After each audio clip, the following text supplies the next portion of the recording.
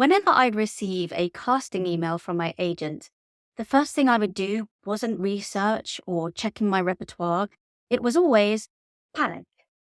Now, we might just see the same in our students, the ones who rush through the door and announce in a fluster that they've got an audition and they have to record a self-tape. But I'm not home alone, one might cry, as another one exclaims that they're off to their auntie's this weekend who lives in the outback, and another one that exclaims that the last time they did a self-tape, they recorded 1,452 takes before they were satisfied. But it doesn't have to be that way. Thank goodness we have my pal, singing teacher and performer Becca Luter on the podcast this week. Becca is here to help us understand that some tapes aren't really that scary at all. And she gives her tips on how to create a well-produced, stress-free self-tape wherever you are. Becca Luter, welcome to the podcast. Becca, I think that we would both agree that we bonded not over singing or being singing teachers, but because of the most spontaneous and delicious roasty toasty sandwich that we've ever encountered, that we enjoyed at Marks and Spencer's Cafe one lunchtime on our lunch break together. Can you just describe that from your point of view? I'd say you're absolutely correct. 100%. It's just the most incredible toasty you've ever had. When the dipping gravy, you've got the cheese, everything. It's just like home comfort. Turkey, cranberry sauce, stuffing.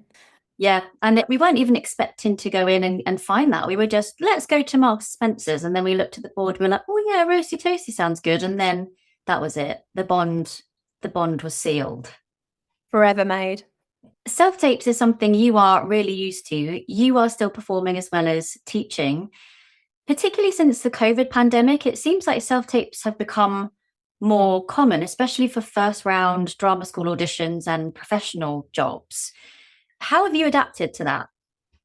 It's really difficult because sometimes it's lovely and it can be a great experience. And other times it depends on your time scale between self-tapes. So, for example, if it's a really quick turnaround, or for example, you're not in the environment that you would prefer to be, or you feel that complements you the best. For example, like there's been some times when I've been on holiday and I've had to do it in the hotel room. Sometimes that things aren't as convenient as they could be. However, it is good for, I suppose, being able to get a good idea of, okay, yeah, I'm really happy with that take. That's what's going to send me off and I'm happy with sending that, rather than the in the room, bish, bash, bosh, done, out. Or, those environments are really, really quick paced.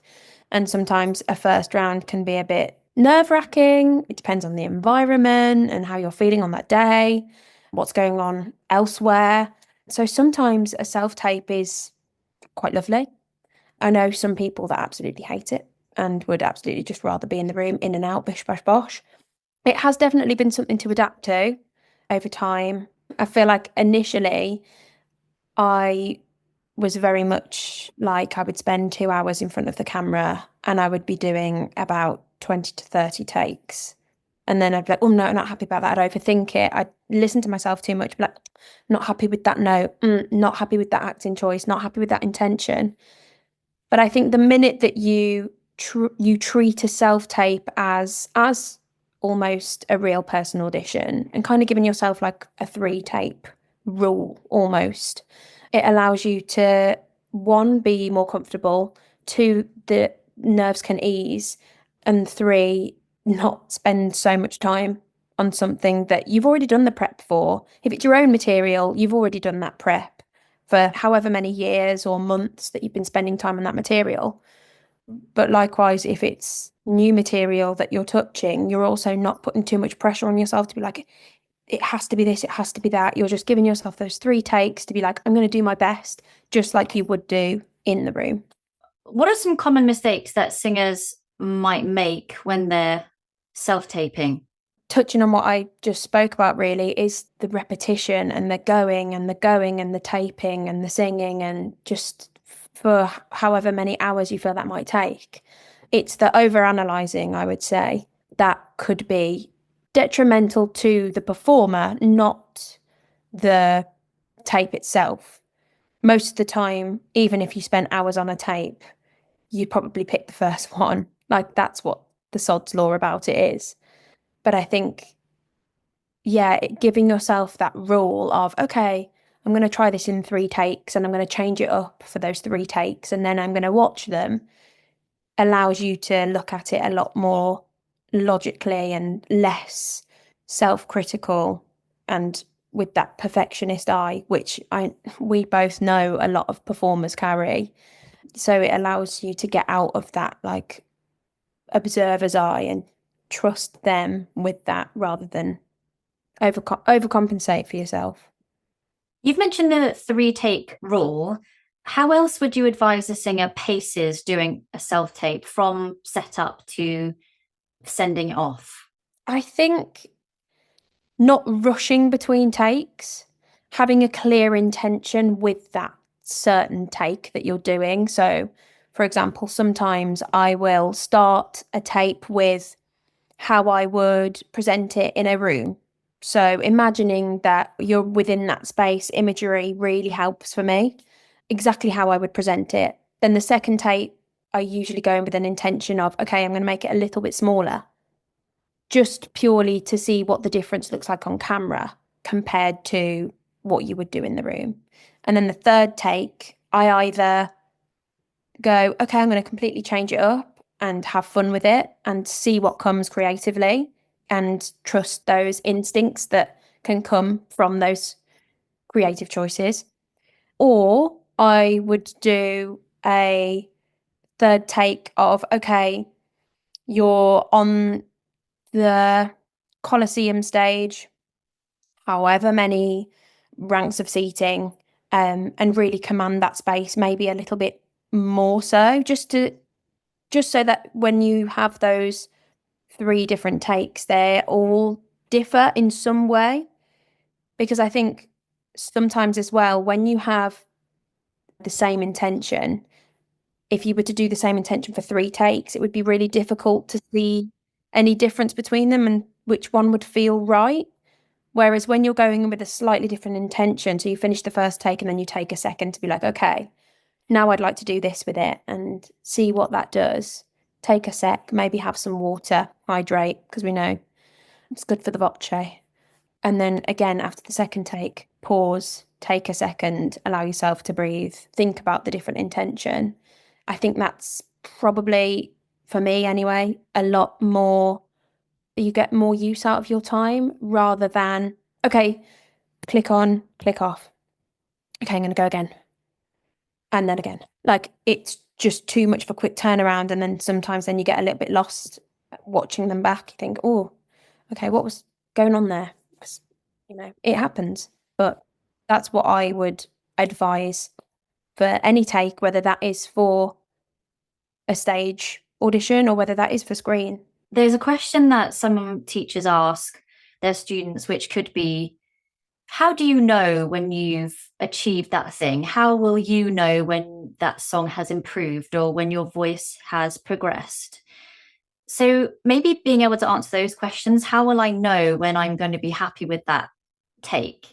It's going to be when I've hit these 3 points from the brief that's described, or it's when I feel a certain way about this. Then at least it gives you some criteria to kind of match yourself against so that you're not then going up against every possible of thing that comes out.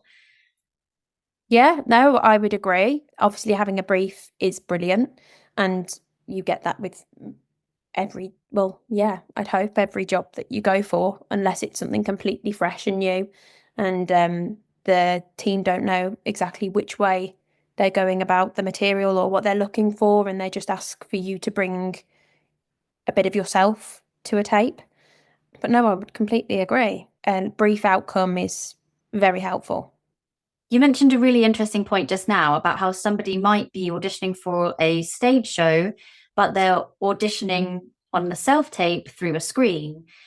How can somebody build a rapport with a panel that they don't even get to see, how can they bring their personality in the introduction of that? How can we give over a bit of our personality when we don't have the opportunity of being in person? I think what you literally just said with the introduction and the ident is the perfect opportunity. And I think sometimes a lot of people are focused on the singing, acting, or whether it's maybe even a dance tape that you're recording. But the ident's actually really important, especially if you haven't met with the team ever before. That's a chance that you get to show your personality, you get to introduce yourself. So it's, saying your name, or maybe it's who you're rep by, and maybe the team have asked you to answer a specific question of where you're based, or because they can then get a feel for you as a person, your tempo, your temperament. But sometimes people think, right, this is the ident.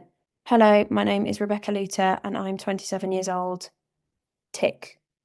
But no, that should be a case of, hi, I'm Rebecca. I'm 27 years old. I'm based in London. Just literally as you would chat to them in person. And because you're talking to a camera, I think some people can struggle with that. I don't know what the word is, but the dynamic of it. Yeah, because you are literally talking to a camera. And if you're not used to it, then it can feel a little bit like, am I doing this right? Am I saying it right? But at the end of the day, how would you walk into an audition room and it's, hi, how are you? Maybe ask them, or they'd ask you how you are, and just be a normal human being. But I think because they can be stressful and nerve-wracking, sometimes people go into a bit of a robot sense. But at the end of the day, everyone's a human, and yeah, just be you. Do you ever find it really weird saying your own name? Yeah, all the time. All the time, especially my last name. I don't know why. Rebecca, I'm fine with, or Becca, whichever one we're using that day. But I don't know what it is. I think it's maybe because you've had it all your life, so you start to overthink. Like, when you say a word, say for example, if it was like laptop, and then you start to think laptop, laptop, and then you read it, and then you're reading it, and you're like, it starts to look weird. Like, I think sometimes that happens to me with my own name, which is bizarre, but it happens. When I was at school, I decided in primary school that I no longer wanted to be called Alexa. And so I wrote that my name was Paige. What? I'm going to call you Paige from now on. Ideally, what equipment does a singer need to develop, produce a professional quality self-tape? This is, I feel, a bit of a complex answer, purely because there are so many different positions that people are in. One, financially, two, space, setup, environments.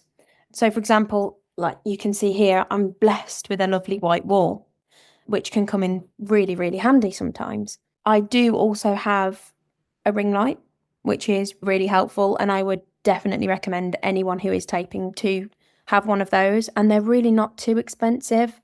I think I got mine from £20, I think it was. And obviously they range into how much. If you want a high-tech one, go ahead, knock yourself out. They're there. But if you wanted just like a box standard ring light, they're fairly reasonable.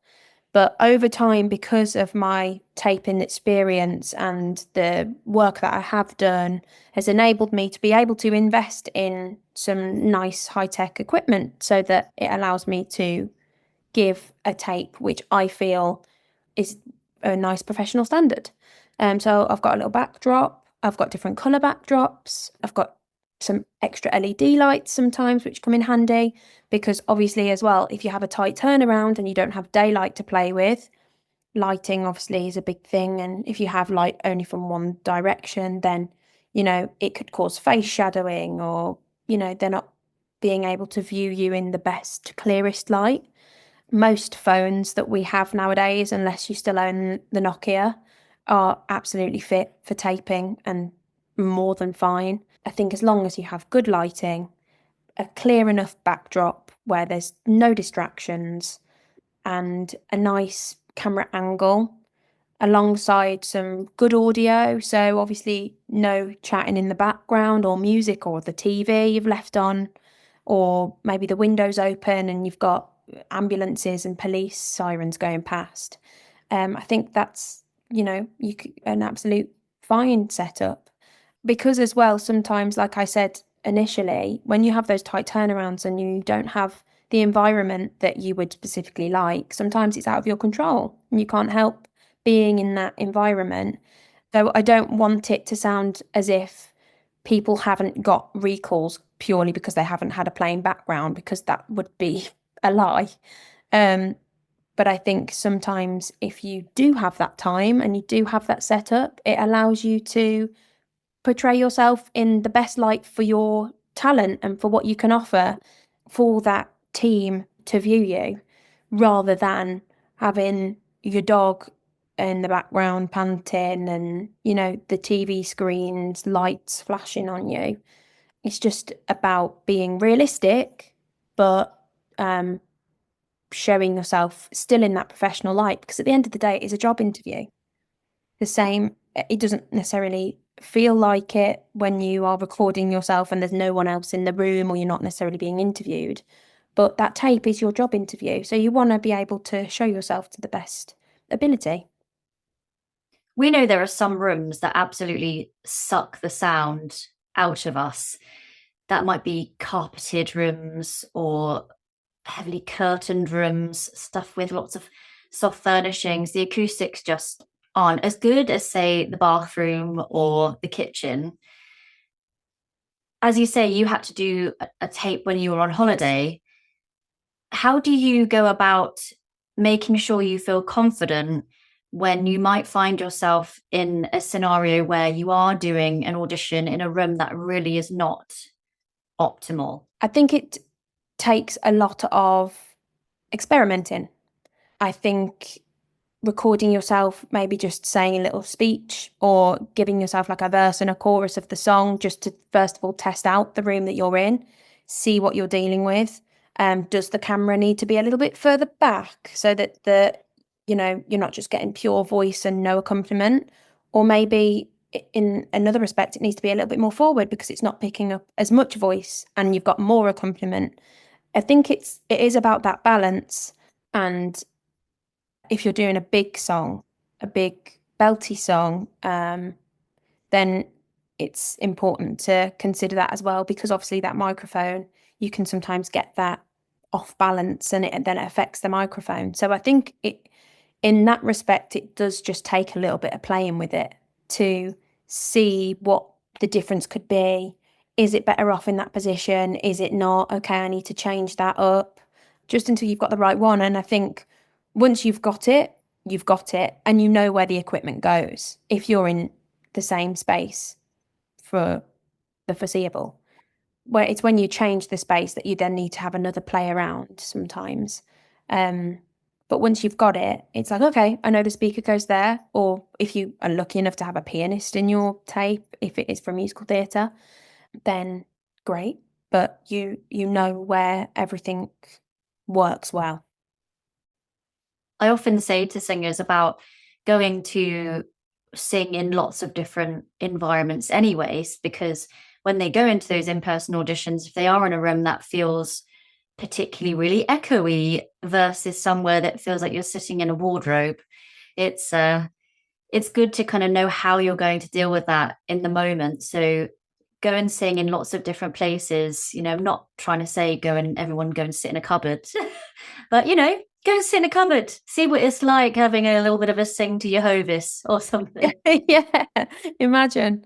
But yeah, no, I completely agree. The more exposure in different rooms, the better, because sometimes as well, for example, if your first round isn't on tape, it could be in an environment you've never been before. Maybe it's in an office somewhere. Maybe it's in a big dance hall. They differ. So having that experience is only going to better yourself and your, I suppose, nerves and apprehension about it if you are such a sound critic of yourself as well, and you feel like that does really affect your voice, because some people, when they're in a smaller room or a dead room, can feel quite self-conscious and it can make them listen to themselves more. However, when they're in a big room, they're like, yeah, I can go for it, I can let it go. But at the end of the day, we want to be doing the same work, the same, prepared and well thought out work, regardless of whatever space we're in. I'm just pressing the pause button on the podcast for a very brief moment to invite you to book your free BAST call. If you've been thinking about joining the BAST community through one of our courses, but you just don't know which option is the best for you, then why not book your free Zoom chat with our very own Kimberly George, who has all the answers. Head over to basttraining.com/book-a-call/ and click that big blue button. That's basttraining.com/book-a-call/. Now, where were we? Do you ever use a lapel mic or anything like that? Or would you say no microphones at all? I think sometimes when you start to go down that route, you start to really overthink the tape. So it's a case of like, oh, I must get this equipment and I must get that. And then it all becomes quite expensive. I'm sure it would add some great sound to some tapes, especially if it's a scene or if it is for TV, because when you've got a proper professional setup, you've got the boom. So, that's what would be used. However, I don't think it's detrimental to a tape. I think the technology these days with what we have in our phones are great and they're good enough. But that's not to say that you can't invest in that. I think whatever you feel's best. If you feel like it really helps you, then great. Get a mic on. But I think it's a case of you're not going to not get a job just because you didn't have a mic on. I know working on Zoom, we all had that time in COVID where it was like, oh, you're on mute, or oh no, original sound isn't on. That's working on a laptop. But when you are on a phone, like a smartphone, are there any audio settings you have to prepare beforehand, or is it literally just up it goes on your tripod and you press record and it kind of just works for you? Pretty much, yeah. It's just like I said about that balance. So if you are singing a bigger song, then maybe it just needs to be a little bit further away. Or maybe if it's something quieter or on a thinner fold, then maybe you can bring it a little bit more forward so that mic really gets that tone and that sound. But in terms of video, there are lots of different settings that you can have. So I think it can go up to something like 4K, but actually most of the time that's not advised because it makes such a big file.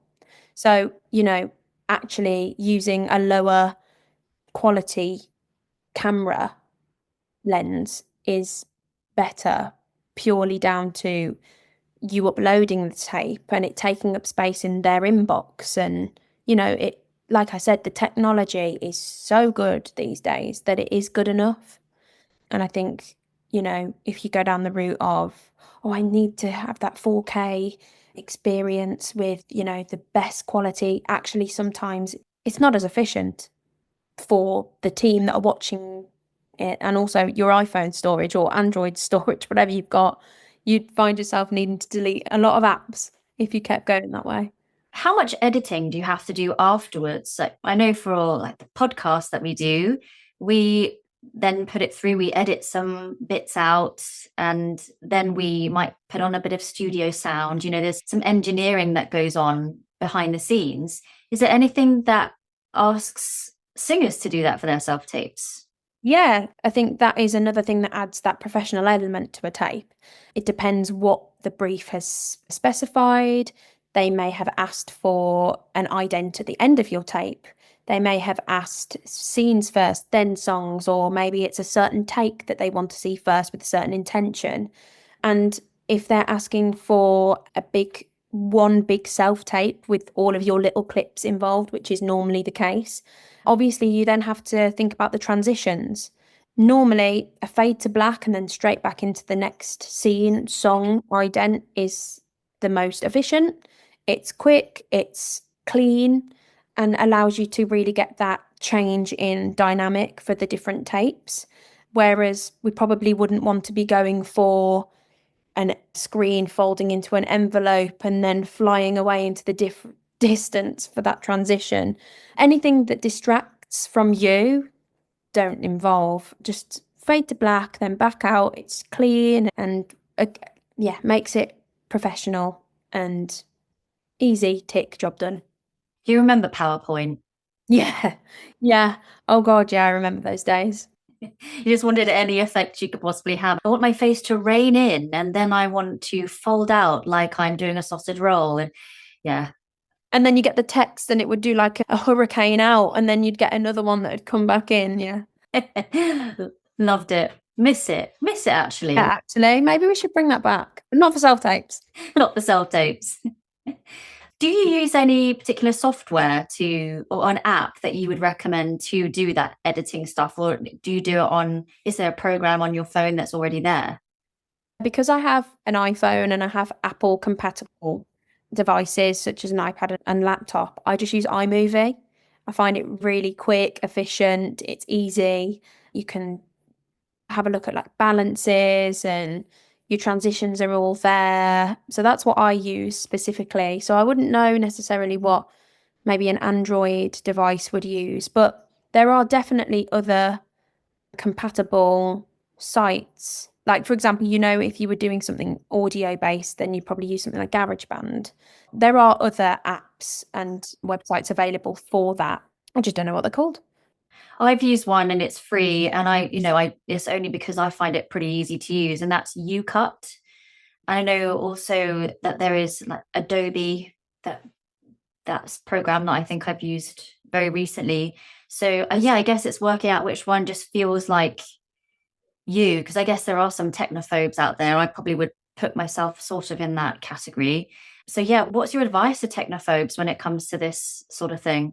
I think exactly what you just said is having something that you're comfortable with, that works, that isn't going to take up a whole day of your time to educate yourself about. Just something that you're like, right, I'm comfortable with this. I know exactly what I'm doing and I can edit it within a short time, giving it enough attention that it's got the right transitions and angles and takes that you want to include, then you're good to go. There's no point, I suppose, overcomplicating it for yourself to be like, right, it has to be in this specific software or whatever. So yeah, whatever is most comfortable for you. You've mentioned the word angles a few times, and so that's a question that I have in terms of where should we, or singers or singing teachers who are helping singers with their self-tapes, advise people to be looking? Are we straight on? Are we at the camera? Like we're looking into their eyes, which personally I really don't like. I don't want to be looked at if I'm on an audition panel. I'd rather it was above my head, but other people might be different. Where are we looking? Yeah, I think it would normally specify in a brief if they wanted it to camera. In terms of where you're delivering to, I think is a personal preference for the material that you're delivering.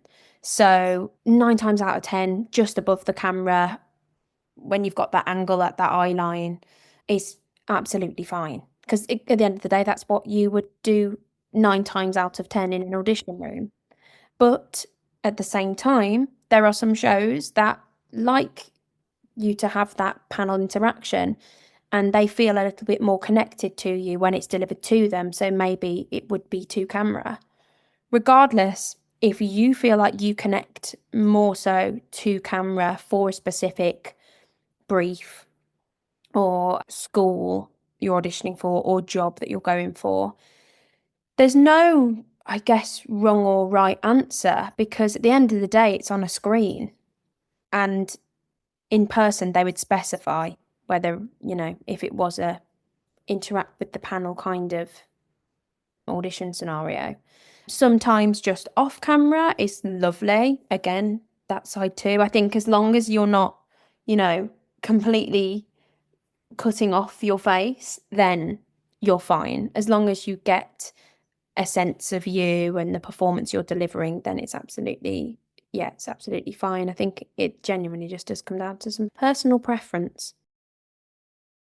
I don't know about you, but I have a preferred side of my face. If anybody looks at my Instagram or pictures on Facebook or anything, I will always put myself that my left side is showing because I do not enjoy the right side of my face. So you have one of the most symmetrical faces I've ever met. You do. Becca, my face is, if you folded me in half, I'm a different person dependent on either side. I am not symmetrical at all. My husband is so beautifully symmetrical.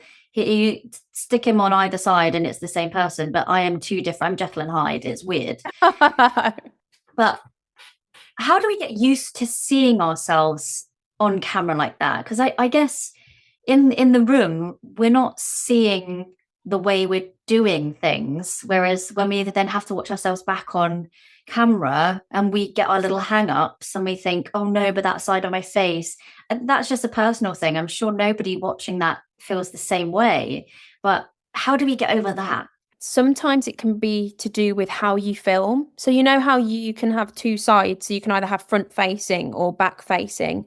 Some people enjoy having the screen to them so they can almost see that they're in shot and in the vision. However, if that really puts you off, there's no reason as to why you can't turn that camera around and just have the lens looking at you. So then you're not even distracted about what you might look like if that is a thing for you. You're just, it's as if you're performing to an empty room rather than a screen where you can definitely see yourself. Do you personally like being looked dead in the eye when you're being sung to in an audition? No.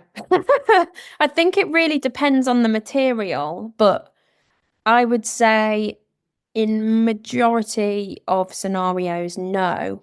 Just because I feel when you're in an audition scenarios, you like to write notes so that you can really remember that person. Then when you go back to, you know, everyone that you've seen that day, and when someone's looking at you, I would definitely feel like I don't want to look away because, they're performing to me. And, however, I'd really love to write this note down because it'd be really helpful for me to remember them, when you've seen XYZ amount of people that day. So it makes me feel guilty for not, indulging in that performance with them, just like you would do if you go to the theatre and they're performing out to you. You don't have to write any notes then. You're just sitting and you're enjoying and, they're connecting with you. Whereas in an audition scenario, you want to be able to write those notes and get them down and make sure you haven't missed anything. And, sometimes the eye contact makes me feel locked in. As much as I'm sure it's a brilliant performance, I'm sure you understand what I mean. Just before we came on, I saw Emily Christian Morris post a reel of her doing a self-tape for a show that she was kind of familiar with, but she didn't know the song, and it was for Parade, I believe. And she was taking us through how she prepared for that and what she had to do in like a 42-hour turnaround. And we had Emily on the podcast for our 200th recently talking about belt and mix, which we know is such a knotted area of technique. What do you experience? Because you are a teacher as well, and you still have your performance career. So, how do you do quick turnarounds for material that you are completely new to? It's difficult. For example, when you are seeing 18 students in a day, it's really difficult to get that time because maybe you've only got a 5-minute break or a 15-minute break here and there or whatever. Maybe you've ran over for whatever reason to ensure that student has got the most out of their lesson. It's all very TBC. But I find what really helps me is if I get something through that I have no idea, tune, lyrics, song, material, said show, said script, that I listen to it just before bed. I'll listen to it. I've either tried to have got a note bash, just so then I wake up and it is a little bit familiar because you've gone to sleep on it. I have had many times where I've been teaching all day. It's been a really quick turnaround for a tape, and I've got home. It's 7:30. Dinner has not been eaten, and I'm having to whack out a tape.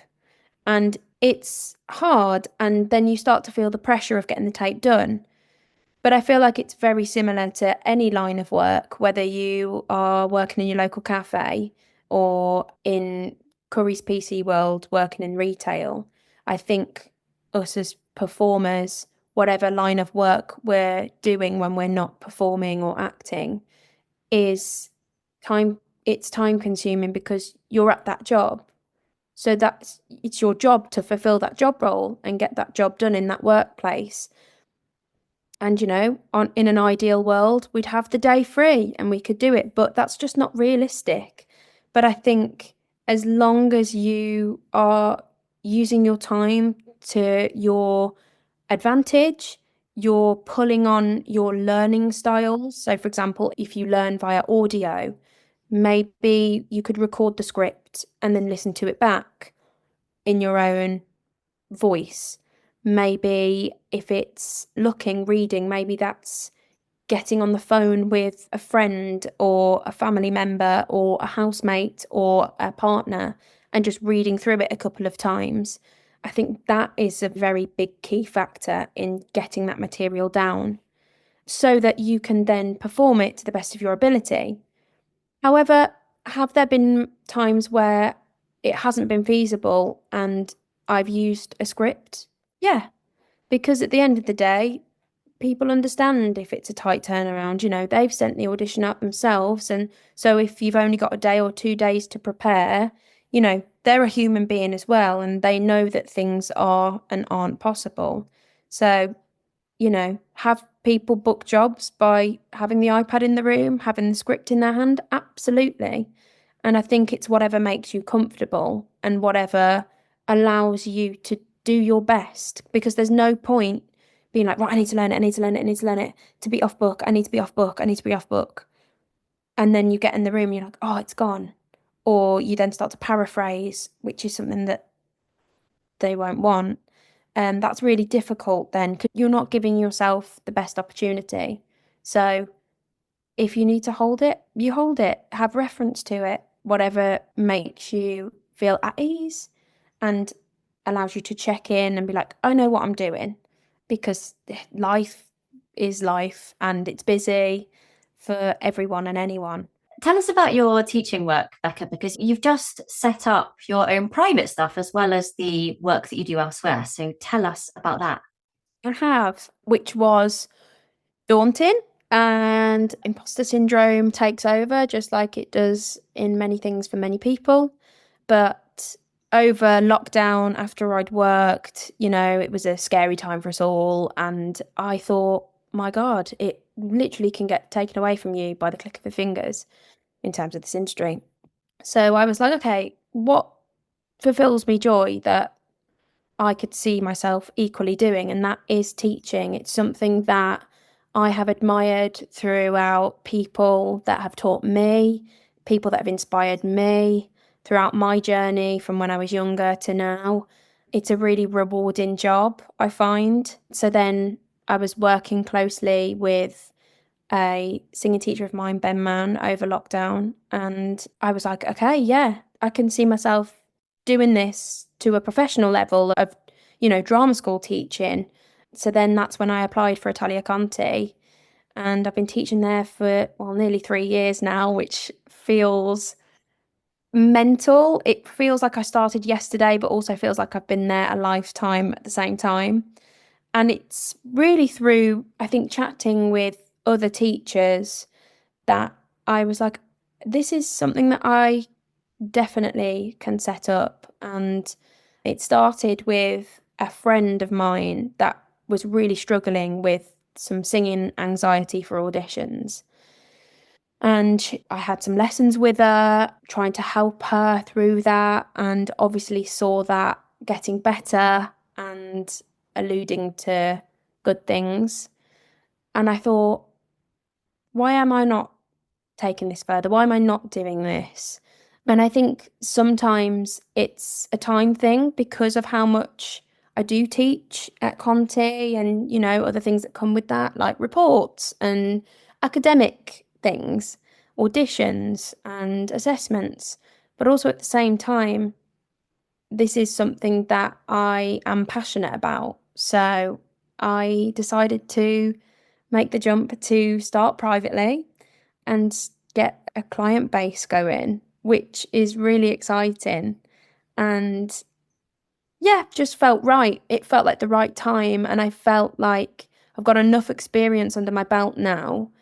I've worked with a range of so many different voices and experimented with those and found great outcomes, great processes, a great journey to success that I thought, yeah, now's the time. Now's the time to seize the day. So yeah, it's exciting. So where can we find out more about you and book our lessons and get to know you as a teacher? So I think obviously social media is massive. So you can find me on Instagram under my name and you can book via my email that I have in my bio. And I've also just set up my own singing teaching page. There's no posts just yet, but they will come shortly.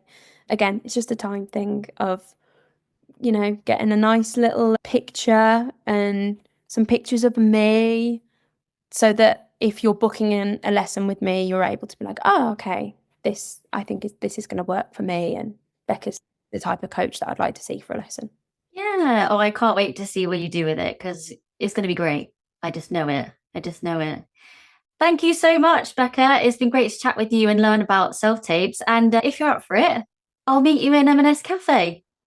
Can't wait. Might have to wait till Christmas though. But no, thank you so much.